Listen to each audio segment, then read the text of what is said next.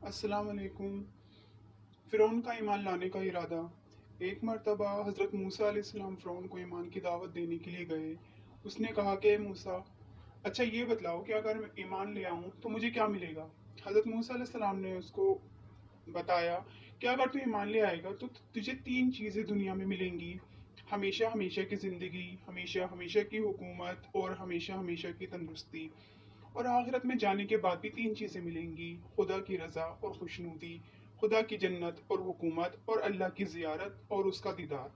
ये सुनकर फ़िरौन बहुत खुश हुआ और कहा कि मेरी बीवी आसिया खातून बड़ी नेक हैं, आप अपने घर पर चलें, मैं उनसे मशवरा करके आ रहा हूँ।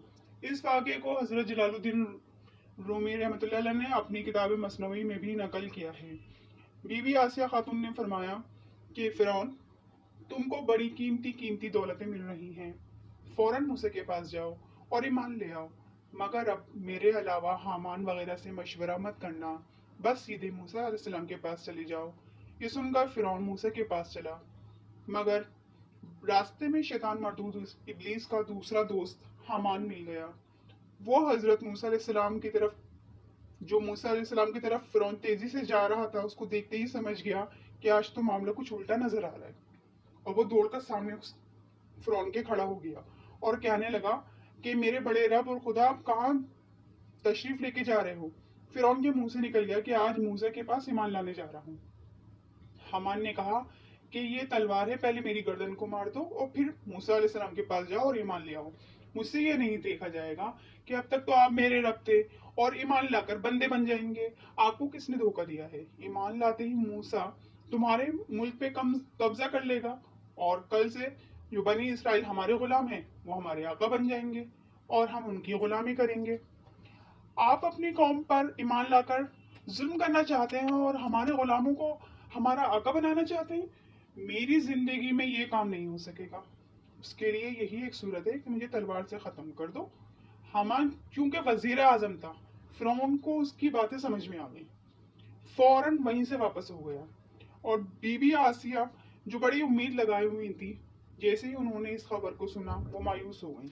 उसके बाद फ़िरौन ने बनी इसराइल पर मजालिम और ढाने शुरू कर दिए, यहाँ तक कि बीवी आसिया खातून को भी तेल गर्म करके उसमें जला दिया और वो हंसती हुई जन्नत में चली गई। हज़रत मूसा अलैहिस्सलाम की कौम के बड़े लोगों ने आकर मूसा अलैहिस्सलाम से शिकायत की कि आपके आने से पहले भी हम फ़िरौन के जुल्म सितम सहते रहे और आपके आने के बाद भी सह रहे हैं, फिर आपका आने का क्या फ़ायदा हुआ। तब हज़रत मूसा अलैहिस्सलाम ने मुख्तलिफ तरीक़ों से जो तबलीग और दावत के फ़रीज़े को फ़िरौन और इसकी जमात तक पूरा कर लिया, और चंद लोगों के अलावा जब किसी ने उनकी तबलीग और दावत को कबूल ही नहीं करा और किसी को उन पर फ़र्क नहीं पड़ा, तो मजबूरन उन्होंने अल्लाह ताला से उनकी हिलाकत और तबाही की दुआ फरमाई। और इस वाक़े को भी कुरान मजीद में ज़िक्र फरमाया है, मुख्तलिफ दलीलों के साथ और मुख्तलिफ आयतों के साथ।